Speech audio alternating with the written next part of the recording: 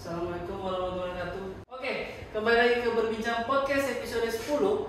Kali ini saya kedatangan tamu, yaitu orang yang paling terkenal di Palu.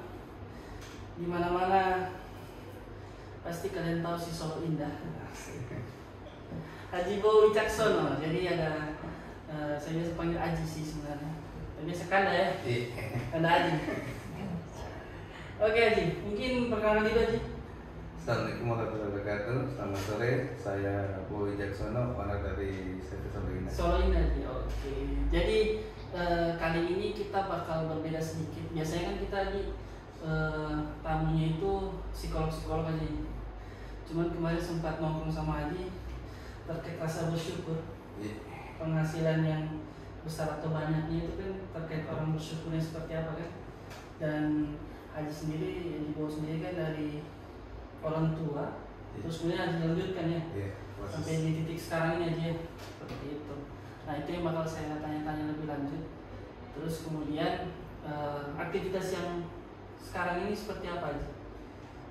Aktivitas kerja? Kerja terus yang kemudian kedepannya apa yang Haji akan lakukan sebelum tadi ke karir? Kalau aktivitas kerjaan seperti biasanya, ada usaha penggilingan, jasa penggilingan daging dan bakso, grosir barang campuran, ya usaha yang penyewaan pertukangan, alat berat, perbengkelan, ada juga minimarket kopi shop. Sekarang lagi fokus sementara buat untuk kawasan. Oh kawasan, yang JBK itu? JBK, jadi kawasan usaha ada pertokoannya, ada UMKM-nya juga. Berarti lumayan banyak aja ya? Ada. Pesan-pesan banyak juga ternyata. Sangat sih. Sangat banyak ya. Dan aja kemarin sempat bantu-bantu konser ya? Iya, alhamdulillah, maksudnya dari semua kegiatan, selagi memang ada manfaatnya untuk orang lain, ada manfaatnya juga untuk kita, soalnya kita bisa collab. Kemarin berapa konser ya? Ada 5 atau 6. Sama konser saya kemarin ya? Kalau itu sudah kuat, penyelenggaranya sudah kuat, kita cuma bantu support kecil saja. Siap. Berarti ada kawasan nanti aja ya, JBK itu ya? Iya, JBK. Jawa Bugis Kayu. Iya, jadi itu betul. Jadi JBK kan maksudnya karena saya sendiri dari keluarga Jawa yang lahir di Tanah Keli, istri saya juga Bugis, lahir juga di Tanah Keli, dan kami memang lahir dan besar usaha di Tanah Keli, makanya berarti JBK itu. Berarti Haji ini lahir di Palu? Iya, lahir dan besar di Palu. Istri juga begitu, lahir dan besar di Palu. Oh, bukan pendatang Haji. Maksudnya kan banyak mungkin orang yang tidak tahu di luar toh. Iya. Orang kira Haji ini nanti mungkin SMA atau SMP baru datang. Berarti lahir besar di Palu. Berarti orang tua yang dulu di sini aja. Iya, orang tua masuk Palu tahun 70-an. Tahun 70-an. Haji lahir 83 ya. Lebih 39 Nah itu tahun. banyak orang yang tidak tahu Haji. Maksudnya kan ada yang kira kan kalau orang Jawa itu biasanya kan lari di luar, terus merantau kemari cari ini tuh buat bisnis. Saya memang kelahiran di Palu, makanya saya maksimalkan tempat kelahiran kita ini memang kita buat bagaimana biar bisa lebih berkembang dari sebelum-sebelumnya. Berarti memang orang Palu. Karena banyak loh, maksudnya teman-teman itu kan ada orang Sunda, tapi mereka lahir di Palu berarti orang Palu. Iya, Palu. Kecuali orang yang datang dari luar merantau, kayak misalnya mas-mas Oma itu kan biasa kebanyakan udah di luar aja. Iya, kalau yang generasi kedua sudah di Palu kebanyakan. Sudah di Palu. Jadi yang cuma generasi pertama itu biasa ya. Pas generasi kedua lari ke turun ke anaknya atau ke cucunya itu sudah rata-rata sudah lahir di Palu juga sih. Itu pun sudah menikah silang sudah ada yang nikah sama orang sini, mungkin ada orang suku Bugis, mungkin suku sama-sama Jawa, campur juga. Berarti sudah ini aja. Karena banyak orang salah paham, maksudnya ada kemarin beberapa orang yang tanya ke saya kan, terkait Haji Bowo. Haji Bowo ini memang lahir besar di Palu, atau yang pendatang. Kan kalau pendatang bisa jadi dia belum tahu seluk-beluk Palu kan. Tapi kalau yang bisa di Palu berarti ya memang sudah menyatu dengan Palu. Oke. Berarti kalau untuk usahanya yang paling besar itu Solo Indah apa aja? Penggilingan. Kalau besar kecilnya hampir sama sih. Hampir sama. Tapi kalau untuk penggilingan lumayan ya. Saya lihat di mana-mana sekarang ya. Kalau untuk di penggilingan, untuk berlingkup cita-cita itu memang kegiatan-kegiatan sosial. Jadi nggak ada membawa brand sendiri. Karena kita nggak punya produk. Kayak saya jasa penggilingan untuk bakso dan somai. Itu memang saya cuma jasa, saya nggak punya produk di situ. Jadi ketika ada yang mau dipamerkan, saya selalu beli ke mitra-mitra. Siapa mitra yang mau terlibat, saya beli jualannya. Sekalian saya mempromosikan, oh ini mitranya Solo Indah. Jadi saya nggak monopoli. Saya punya penggilingan, saya buka agen, saya juga buka warungan enggak. Jadi memang ya kita cuma batas di penggilingan, sisanya biar mitra yang jalankan. Jadi sama-sama bagus support. Oh berarti kayak misalnya Aji punya penggilingan terus punya warung bakso tidak seperti itu ya? Tidak seperti itu. Jadi mungkin ada sebagian yang menganggap itu peluang, tapi kalau saya karena kan Aji yang produksinya bakal lebih murah lah. Lebih murah pasti dia produksinya, tapi bukan begitu sih konsepnya kalau saya pribadi ya, nggak tahu yang lain. Karena yang lain juga biasanya begitu, ada punya penggilingan, terus dia buka juga agen, buka lagi warung. Kalau saya kasihan si mitranya sih, masa dia udah bermitra dengan kita, akhirnya jadi kompetitor gitu. Iya sih, karena sekarang sudah stiker-stikernya dia. Iya. Jadi itu buat mengklasterkan masyarakat biar lebih informasinya lebih dapat kan, mana yang mitranya Solo Indah yang diproses secara higienis halal dan produk ada izin BPOM-nya juga kan, jadi masyarakat lebih memilihnya itu lebih enak dia. Ada suatu identitas di situ. Karena ada juga kadang nggak bermitra ngaku saya mitranya Solo Indah, kan kasihan. Mitra ini dia belanja dari kita yang usaha resmi yang punya izin yang bayar pajak, terus ada yang lain nggak bermitra dengan kita, gitu. Jadi kasihannya di mitra sebenarnya. Betul. Iya soalnya kan mohon maaf nih maksudnya ada beberapa penggilingan kan juga yang agak kurang bersih lah. Ada belum bersih, tapi ketika kita tahu, saya bukan ini masih karena dekat sama Aji ya. Karena kita tahu penggilingannya Aji bersih, jadi kita nyaman juga makan bakso. Iya, jadi apalagi banyak isu-isu bakso ini, bakso itu. Itu untuk identitas sebenarnya sih, dan masyarakat itu bisa jelas, oh ini misalnya Solo Indah, ini bukan. Alhamdulillah kita sekarang ini jadi apa ya? Jadi acuannya daerah lain. Jadi seperti Makassar, Pontianak, kemarin Bogor dengan Jakarta datang juga. Dia minta belajar masalah penggilingan yang bersih itu gimana, yang halal itu gimana, yang produknya ada SBP-nya bagaimana. Jadi kita ini daerah kecil, malah yang dari luar kota besar yang kemarin. Berarti kalau untuk ini aja terkait karyawan sudah berapa orang ini? Kalau karyawan di penggilingan itu dulu? Penggilingan itu 20-30 orang. Tapi kalau untuk keseluruhan bisnisnya aja kan 70-an ya. Terus itu satu kepala saja, Aji saja pimpinannya. Tapi ada orang yang ada yang memang dipercaya ya, menjaga di setiap tempat usaha. Nah, kan ini terkait psikologi, saya mau tanya dulu aja. Bagaimana Aji bisa membangun kepercayaan terhadap orang-orang itu? Kan biasa pebisnis itu takut aja.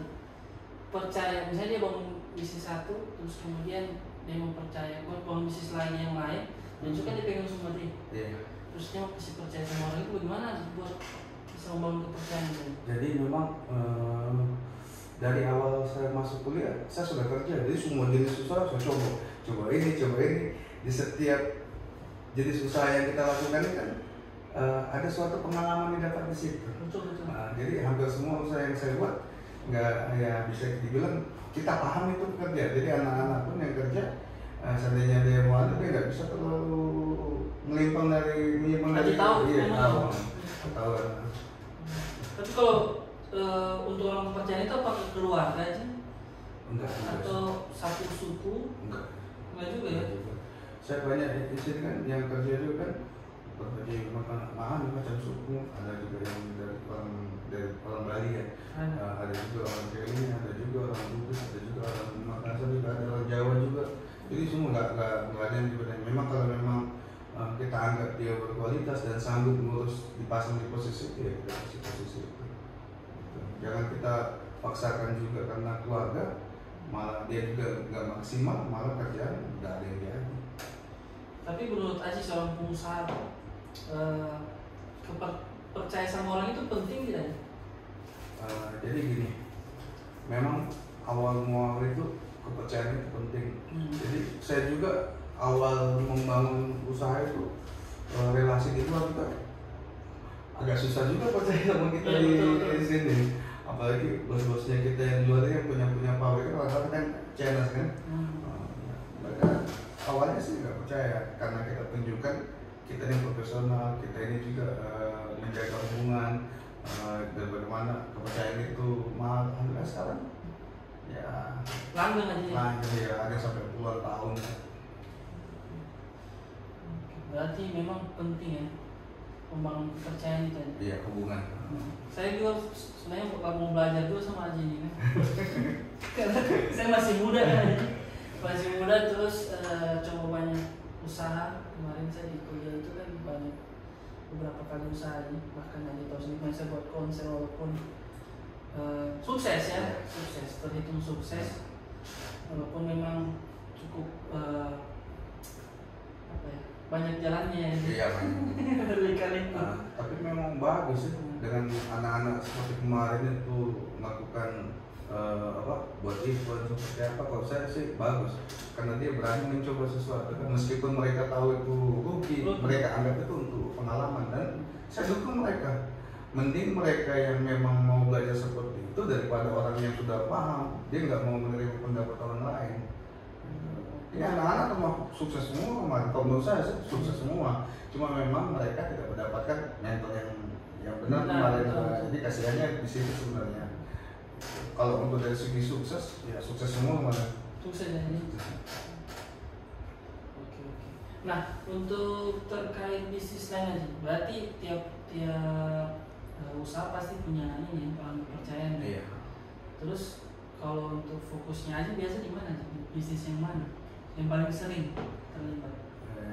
Saya kalau yang sering terlibat malah di kegiatan sosialnya sih. Karena semua karyawan semua sudah yang urus, sudah dipercayakan mereka kelola banyak di kegiatan sosialnya. Karena memang dari kegiatan sosial ini saya ada kejadian spiritual sih ya. Saya sempat cerita sama Dina kemarin itu masalah sekitar 11-12 tahun lalu saya sakit terus sampai setahun setengah keliling daerah Indonesia, ke Makassar, ke Surabaya, ke Jakarta, akhirnya juga tidak sembuh juga, dirawat sampai di Malaysia juga kemarin, akhirnya tidak sembuh juga. Akhirnya coba kita kembalikan lagi kan, mungkin ada hal yang salah atau mungkin kita ada harta yang belum kita keluarkan haknya orang lain atau apa. Pas saya ketemu suatu kegiatan umat lah kalau saya anggap, mereka itu memberi makan jamaah yang keluar sholat subuh. Saya tertariknya awalnya di situ. Sudah ke subuh ya? Sudah ke subuh. Jadi saya ngikut, saya nanya, kirain makanan dijual kan? Biasa kan kita keluar dari masjid ada dihidangkan makanan. Soal cuma begitu ya? Iya, saya kira dijual. Akhirnya saya nanya, ini berapa? Oh nggak dijual katanya. Ini gratis. Loh kok bisa gratis? Saya nanya sumber uangnya dari mana? Kenapa ini gratisin? Bilang ada aja yang menyumbang. Terus saya nanya balik lagi. Di saat itu kan saya cari apa ya? Cari tujuan. Saya tuh kena sakit yang benar berbagai macam cara cari biar kita sembuh. Akhirnya saya nanya ke teman-teman di yayasan. Saat itu belum teman sih, baru kenal. Ada aja Pak. Pokoknya setiap Jumat subuh kita lakukan ada saja donaturnya. Saya bertanya lagi, kalau seandainya nggak ada, dia bilang ada aja Pak. Berarti memang yakin dikembalikan ke ajarannya kita, apa yang kamu keluarkan kamu sedekahkan, ya kita dapat. Bahkan bisa lebih. Jadi akhirnya minggu depan saya bisa datang sama seperti. Alhamdulillah hubungan juga di kegiatan-kegiatan sosial sampai sekarang masih sama mereka. Ini sebenarnya banyak perjalanan di situ saya dapat pengalaman apa yang kita berikan, apa yang kita lakukan untuk bantu orang, kita bukan membantu orang, membantu dirinya kita sendiri. Jadi memang kalau ada kegiatan yang kita rasa bisa bermanfaat untuk orang lain, ya kita support. Sebenarnya itu perilaku yang kita lakukan itu bukan untuk orang lain, untuk kita sendiri sebenarnya. Berarti untuk Aji, kan saya tahu sendiri Aji banyak kegiatan sosial. Nah itu ada kepuasan tersendiri Aji juga ya? Iya, beda kepuasannya. Beda kepuasannya, maksudnya walaupun biasanya mengeluarkan uang lebih banyak daripada biasanya, tapi senang aja. Iya, senang. Saya pikirnya begini kemarin, saya sakit, saya beli obat. Terus saya sakit, saya memberi makan fakir miskin atau membantu kegiatan-kegiatan sosial. Akhirnya saya sembuh. Saya beli obat, saya sembuh. Tapi sama-sama sembuh, tapi perlakuannya beda. Akhirnya saya sembuh, mungkin juga kerjaan lancar, alhamdulillah kerjaan lancar, terus mungkin juga diberikan rezeki yang lebih. Ini kan ketika kita memberi kan sebenarnya kan untuk cadangannya kita ke depan, untuk tabungan. Untuk tabungannya kita untuk sebagai amal jariah. Terus pas kita lakukan itu, alhamdulillah ya seperti sekarang ada saja, alhamdulillah berkecukupan, ada kelebihan bisa kita bagi, kesehatan juga. Karena dengan sedekah juga bukan cuma segi materi sebenarnya yang dianggap itu balasan. Bisa aja keluarga yang sehat, keluarga yang baik, anak-anak sehat semua, anak-anak sukses semua, diberikan teman-teman yang baik. Menurut saya itu rezeki semua. Bukan cuma dari segi materi. Pertemanan juga. Lingkungan ya. Siap. Nah, cuma saya ada menyimpang sedikit pertanyaan lagi. Jadi kan dibangun di dalam kota Palu Aji, pemikirannya orang-orang itu terkait Solo Indah itu, nanti Aji Boni ke politik, jadi buat acara sosial itu karena mau ke politik. Nah itu bagaimana cara Aji menanggapi itu? Sebenarnya seperti apa ya? Jadi kalau dari segi kesempatan, tawaran, itu kan udah sering sempat sering dikesempatin sama teman-teman. Jadi kesempatan itu sebenarnya sudah sering datang. Jadi satu yang saya berpikir politik itu seperti itu tadi, jangan masyarakat berpikir saya melakukan kegiatan ini karena ada keinginan ke sana. Gitu. Sedangkan saya melakukan kemarin, alhamdulillah rasa syukur saya diberikan kesehatan. Ini suatu hal yang bertolak belakang sebetulnya berbeda. Jadi teman tanya, kegiatan semua ini kan saya lihat yang dilakukan yang ada manfaatnya untuk orang lain. Gitu. Tapi bila mana memang kalau takdir keinginannya masyarakat, semua keluarga apa menginginkan memang kita untuk masuk dunia itu, kalau memang takdir ya, kita bisa bertakdir. Jadi tidak menolak juga, tidak menolak juga. Kalau memang takdir, sudah jalannya, jadi ya bismillah mungkin itu amanah kah atau memang saya masih tanda tanya ini bonus-bonus ini saya masih agak bingung karena saya sempat diskusi sama saya punya staff juga saya bicara. Awal kegiatan tujuannya kita memang untuk umat, rasa bersyukur, rasa terima kasih. Kok sekarang jadi begini? Jadi saya bertanya, apakah ini bonus, apakah ini ujian gitu? Saya nggak tahu. Orang bilang, ini mungkin yang kamu tanam, ini bonusnya. Saya nyampaikan juga, jadi saya belum tahu apakah ini memang bonus atau ini ujian. Jangan saya masuk di situ, rupanya ujian juga. Ujian gitu. Jadi ketika memang kita diharapkan masuk ke dunia politik dan takdir juga memang arahnya ke sana, dengan kita masuk ke dunia politik, manfaat yang kita lakukan bisa lebih luas, bisa untuk orang banyak. Ya mungkin kita jalani, bismillah, kita anggap itu amanah, kita jalani. Tapi kalau memang juga takdirnya tidak ke sana, ya tidak apa-apa, malah alhamdulillah juga gitu. Jadi tidak ini aja Iya, jadi nggak kalau keinginan nggak ada. Nggak ada. Cuma tawaran pasti ada. Tawaran alhamdulillah. Jadi kalau teman bilang kesempatan tidak datang dua kali. Ya betul. Nah, tapi ketika kebaikan yang kita tebar di kesempatan itu, akhirnya kesempatan itu diajak teman-temannya. Iya betul. Jadi banyak kesempatan. Jadi sama kita misalnya menyumbang atau membantu seseorang, kita bantu mereka. Mungkin seperti yang kayak saya lakukan sekarang kan subuh berkah, Jumat sehat. Jumat sehat ada juga teman apoteker juga yang membantu mereka pun nggak mau dibayar. Jadi Jumat sehat itu ada dokter apoteker yang datang memeriksa dan mengobati, memberi obat, mitra tetangga atau keluarganya atau teman siapapun bebas datang di hari Jumat itu di penggilingannya Solinda. Kadang di Input, kadang di Masuk, jadi ganti-ganti dia. Itu semua gratis. Terus kalau saya refleksi kan keliling sih biasanya. Sama Jumat berkah juga anak-anak keliling ke pondok-pondok ngantar bahan baku makanan pondok. Jadi saya pikir apa yang kita lakukan, apa yang kita keluarkan itu ketika dia baik, dia akan mengajak teman-temannya untuk datang. Sama kesempatan tadi, kesempatan dia datang dua kali karena kesempatan ini kita lakukan dengan baik. Akhirnya dia ngajak teman-teman, jadi kesempatan itu bukan cuma satu kali, berkali-kali datang. Berarti dia banyak aja ya? Iya, cuma ya kita belum ada pikiran mempertimbangkan dengan matang aja. Iya. Takutnya kan malah jadi ujian ya. Malah jadi ujian, itu yang salah. Jadi dari awal konsep tujuannya kita bermanfaat untuk orang lain. Terus yang seperti tadi kita menjaga masyarakat berpikir kita ada keinginan ke sana dengan berbuat gitu. Jadi kalau memang dari segi manfaat sih kalau saya melakukan ini segi manfaat bisa berguna untuk orang lain, bisa membantu mereka. Manfaat ini kan tidak serta-merta kita harus menjabat.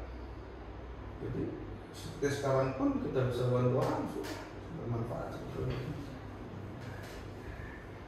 Yang penting daerah tempat kita lahir dan besar ini lebih maju. Berarti kalau rumahnya Haji asli itu di mana? Saya di Tanjung Dato. Maksudnya kalau tempat lahir? Oh, di Kalikoa. Kalikoa ya? Nah, di pinggiran sungai. Masih ada rumahnya? Masih ada, cuma sudah dijual. Sudah dijual. Berarti banyak tawaran aja ya? Alhamdulillah banyak tawaran. Banyak tawaran, terus kalau yang Haji lihat karena perjalanan hidup kaya Haji, orang banyak yang dekat sama Haji, kan bisa jadi begini. Kalau saya kan orang psikologi, saya itu dekat sama orang bukan mencari feedback yang besar juga, karena saya sadar ketika banyak link kita dapat banyak dapat rezeki di sini. Terus tapi tidak menutup kemungkinan banyak orang juga yang munafik ini mau tempel, kan banyak seperti itu. Nah, tawaran-tawaran itu datang kan karena mungkin elektabilitasnya aja tinggi. Siapa sih yang tidak tahu Solo sekarang di Palu sini? Pada saat kemarin Ramadan pun, saya lihat di mana-mana kan tenda-tendanya. Nah, kalau menurut Aji apa yang spesial dari diri Aji ini? Kenapa sampai ada yang seperti itu menawarkan? Saya juga sampai sekarang, saya kadang tanya balik ke yang nawari kan. Saya ditawari sesuatu hal yang kalau menurut saya luar biasa lah menurut saya. Sesuatu itu apa yang spesial dari saya gitu ya. Sampai maksudnya mereka berpikir saya ini sampai sehebat itu kan, sampai difasilitasi seperti itu kan. Menurut saya biasa-biasa aja. Kegiatan yang saya lakukan juga kegiatan-kegiatan biasa aja. Dan semua orang menurut saya yang penting ada kemauan dia bisa lakukan. Jangan ada kemauan. Iya. Terus kan orang yang punya lebih daripada saya banyak. Tinggal dari kemauannya saja sih. Berarti bukan tergantung, kan orang melihat, soalnya ini kaya, punya uang, jadi bisa diajak untuk masuk ke ranah itu gitu. Iya. Terus masalah itu saya sudah sampaikan kan, kalau untuk biaya untuk ke situ saya nggak ya, karena kan tujuan saya itu untuk masyarakat gitu, bukan untuk diri sendiri aja jadi nggak ada sangkut pautnya, maksudnya kita berbuat ini karena ada mau keinginan ke situ, jadi si partai tertarik sama kita, jadi diajak mungkin karena berpikirnya kita dari segi finansial ada, terus bisa diajak dari pamor juga ada. Kalau saya pribadi, kalau untuk dari kita ini pengusaha ya, nah, ketika kita menginvest ke situ tadi untuk kegiatan itu, berarti kita harus cari pengembalian. Betul. Dari situ. Nah, sedangkan dikembalikan, tujuan kita masuk di dunia politik itu untuk apa? Untuk mencari atau untuk pengabdian gitu. Kalau dari sisi untuk pengabdian, berarti kan kita nggak perlu invest ke situ. Apa yang kita invest di situ? Karena tujuannya kita pengabdian. Kalau kita mengabdi ini kan sama yang kegiatan yang kita lakukan, meskipun nggak digaji, meskipun nggak senang juga, sudah senang, karena memang tujuannya tidak harus menjabat ya? Iya, tidak harus menjabat. Berarti memang besar kecilnya penghasilan juga tergantung kita juga kan ya? Iya, jadi meskipun besar juga kalau rasa syukurnya juga kurang, ya tidak bahagia juga. Tidak bahagia juga. Makanya saya pernah berstatus iya, di WA. Jadi penghasilan 1 miliar sebulan itu lebih nikmat ketika diperoleh dengan cara halal daripada penghasilan 10 juta dengan cara tidak halal. Iya. Memang ya. Kan tidak harus 10 juta. Terus yang halal yang 1 M. Betul. Nah, saya mau tanya lagi kembali ke bisnis tadi ini. Kan ada juga yang pernah bilang ke saya juga, ini kalau bisnis ini turunan atau gimana? Jadi kalau untuk usaha penggilingan sendiri memang turunan dari orang tua. Tapi tidak sebesar ini tuh aja. Tidak. Jadi 2002 itu saya sudah kerja sama bapak sebenarnya.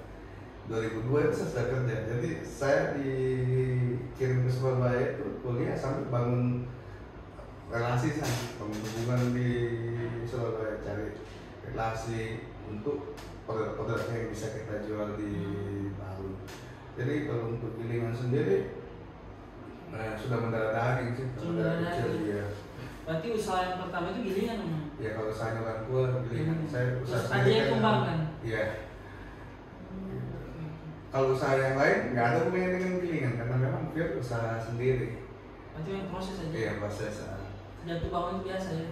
Dia puluhan kali usaha dicoba, jadi prosesnya beda-beda deh, tantangannya beda-beda. Oke, mungkin pertanyaan-pertanyaan terakhir. Tadi kan terkait penghasilan juga besar kecilnya itu tergantung kita lagi aja. Terus kemudian tidak harus menjabat ya untuk bisa ya itu jadi memang dikembalikan sih yang dia mau maju niatnya apa kan. Kalau saya pribadi sih menurut saya sih, tapi nggak tahu menurut mana. Menurut saya mau maju untuk apa? Untuk pengabdian. Oh bagus sih kalau niatnya kan, tapi kita kembalikan ke dirinya kita. Maksudnya ketika kita belum menjabat, apakah kita sudah bermanfaat untuk orang lain? Takutnya nanti ketika kita menjawab lain prosesnya, bukan karena kalau lulus biasa lupa coba lagi tahun-tahun ini banyak anak-anak muda aja. Iya banyak, memang teman banyak yang mau maju, jadi mereka juga sampaikan ngasih pandangan seperti itu, ayo waktunya yang muda kan. Saya balikin lagi, masuk akal sih waktunya yang muda, mungkin dari generasi ini waktunya kita ya, masanya kita. Cuma saya ngomong kalau muda juga nggak berkualitas, ya kasih saja yang tua, gitu loh. Kalau muda memang berkualitas, ya silakan. Maksudnya sadar diri juga kita nih. Makanya ilmu sadar diri dengan tahu diri itu memang lebih penting daripada ilmu kemauan dengan keinginan. Karena ada orang kan dia sebenarnya sudah sadar diri, tahu diri, cuma karena rasa keinginannya terlalu besar dipaksakan sudah. Akhirnya sesuatu yang dipaksakan kan tidak baik. Ya memang yang muda pun harus tahu juga potensinya. Ya, tahu juga potensinya. Kalau tidak bermutu juga susah juga. Iya. Banyak soalnya. Banyak teman-teman juga yang naik sekarang. Oh, banyak. Memang kalau untuk terkait bisnisnya aja ini kan lagi happening lah di mana aja. Dan alhamdulillah semua orang positif lah terkait penjual-penjual ya. Iya. Menggunakan fasilitasnya aja itu positif semua. Cuman kan memang yang namanya orang Palu aja baku iri begitu ya. biasa. Nah, intinya kita itu jangan bosan jadi orang baik. Kadang kita berlaku baik tidak dilakukan juga dengan baik. Betul. Ya, itu tidak mesti itu kita berlaku baik, kita baik sama orang akan berlaku baik juga dengan kita. Jadi jangan bosan jadi orang baik. Ya terbatas ada kebaikan. Nanti dapat. Iya, alhamdulillah. Jadi jalan-jalannya begini. Ada satu ini saya sering ditanyakan sama orang, sama teman-teman mereka juga yang istilahnya baru paham. Kan kalau teman-teman udah dari kecil udah paham saya dari kecil seperti apa, jadi kita sering berbagi itu sudah hal biasa menurut mereka, jadi bukan suatu hal yang spesial sih. Kegiatan yang saya lakukan ini nggak ada yang spesialnya bagi yang sudah kenal lama. Ini rame-rame aja ini karena mungkin ada sangkut pautnya dengan tahun politik ya, jadi orang berpikir sampai sejauh sana. Jadi mereka sempat tanya, kenapa senang berbagi makanan kepada fakir miskin atau di kegiatan-kegiatan musuh orang, padahal kita sendiri nggak menjual produk itu. Kalau dari segi bisnis, segi usaha, saya secara tidak langsung membantu mempromosikan hasil produk dari mitra saya. Jadi untuk benefit dari perusahaan dapat dong. Kita memfasilitasi mitra kita juga brandnya juga bisa naik, kembali feedbacknya ke kita. Kalau dari saya pribadi, saya nggak yakin saya punya doa diterima. Makanya saya meminta pertolongan orang untuk mendoakan. Jadi relasi sebetulnya. Jadi ketika anggap Dinda begini, awal ketemu saya, Dinda awalnya tidak yakin dengan saya. Ketika banyak hubungan relasi ke masyarakat, mungkin ke keluarga Dinda, Mas Wali itu seperti akhirnya Dinda, oh iya, coba saya berhubungan dengan dia, siapa tahu seperti yang dia sama pun. Jadi saya lakukan itu, kita memuji malaikat, jadi malaikat yang mencatat, sehingga banyak mendoakan malaikat dosa juga. Iya betul. Akhirnya dikabulkan. Ini sebenarnya ilmu sederhana sih di kehidupan. Ketika anak-anak menginginkan sesuatu, dia minta terus ke orang tuanya, akhirnya orang tuanya bosan. Sudah kasih aja, kan gitu sering terjadi nih. Oh, sehari dia minta, 2 hari dia minta, 3 hari dia minta. Jadi saking bosannya, ya sudah kasih aja. Pola itu yang saya lakukan. Jadi saya punya hajat, saya punya keinginan. Ketika saya berdoa, saya mau menyampaikan kepada orang yang kita bantu, yang kita support. Sebenarnya kita membantu dirinya kita sendiri, bukan karena kita lihat dia susah kita bantu, enggak. Sebenarnya kita itu membantu apa yang kita lakukan sebenarnya untuk kita, sehingga kita didoakan yang baik-baik. Seperti tadi, akhirnya malaikat juga bosan. Wah, ini dia lagi. Sudah dikabulkan aja. Betul sekali. Saya baru masuk tadi, betul. Iya. Iya, karena kayak orang meminta tuh, anak-anak meminta, dia minta terus. Ya sudah, kasih. Itu pola itu yang saya gunakan. Jadi semakin banyak orang mendoakan. Jadi mereka juga bingung. Sudah, belum satu dicatat, pas kita buat kegiatan, apa ini makan bersama 2.000, 3.000 ya tunggu apa? Semua pada ngangkat tangan, mereka belum dicatat satu sudah tanya banyak. Ya sudah nggak usah dicatat sudah. Langsung kasih. Oke, mantap. Begini terakhir nih, pesan buat teman-teman anak muda. Zaman sekarang ini kan banyak anak muda itu terlalu idealis, terus terkesan juga mau berdiri sendiri, tapi itu lagi tidak punya kemampuan. Nah, bagaimana menurut Aji pesan buat anak-anak muda? Nah, saya minta buat anak muda karena kalau orang tua sudah biasa ya. Apalagi Aji dilihat kan kemarin banyak buat konser itu anak muda semua aja.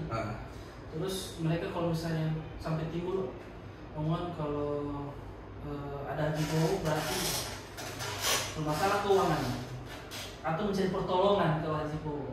Nah, bagaimana pesan buat anak muda di luar sana itu biar lebih ini? Soalnya setiap orang ini punya kelebihan masing-masing. Ada yang saya nggak punya, Dinda punya. Ada yang Dinda tidak punya, saya punya gitu. Jadi kita ini sebenarnya di tim saling mensupport sebenarnya. Jadi idealis itu boleh. Ketika memang ideal di situ, ide-ide yang dilakukan, yang dia buat memang benar-benar memang luar biasa. Ya, proyeknya ini luar biasa dan terus tetap kita diskusikan dari idealisnya kita ke tim ini seperti apa. Kan sesempurna pun ide yang kita buat, sesuatu yang kita buat tanpa tim juga nggak ada gunanya. Nah, akhirnya saking idealisnya dia ngasih pemahaman ke timnya nggak bisa terima karena konsepnya dia nggak sampai ke situ. Jadi komunikasi sama tim itu memang sangat penting. Berarti pesannya itu bagaimana boleh idealis tapi bisa bersama-sama juga sama tim ya? Iya, jadi kita idealis. Dari konsep idealisnya kita itu kita pecahkan, cari solusinya seperti apa untuk mendapatkan ide idealis tadi itu. Jangan dan membangun relasi, hubungan yang lebih penting. Jadi kalau untuk hubungan relasinya pertama jujur, kejujuran, terus disiplin waktu. Jadi banyak teman-teman saya punya relasi di luar itu rata-rata disiplin waktu. Kalau kita sini banyak molor nih. Iya, banyak molor. Jadi disiplin waktu, terus komitmen kan. Saya ada hubungan kerjasama dengan teman di Surabaya. Sesuatu hal yang kita perjanjikan semua diikat notaris. Dia nggak mau seperti kayak kita, sudah sekedar ngomong aja. Iya, oke bisa ya. Jadi jangan bosan jadi orang baik. Oke, itu intinya, jangan bosan jadi orang baik. Itu saja mungkin obrolan sore hari ini. Nanti jangan bosan-bosan main ke bidang psikologi aja. Saya ini sudah diambil, jadi apa? Dibaca ya. Cuma sudah saya sampaikan ke sih kalau tahun depan itu tahun 2024 kan. Karena kalau tahun 2025 kiamat sudah biasanya. Iya. 2020. Cuma saya belum ke arah politik ya. Mungkin itu saja, terima kasih teman-teman. Sampai jumpa.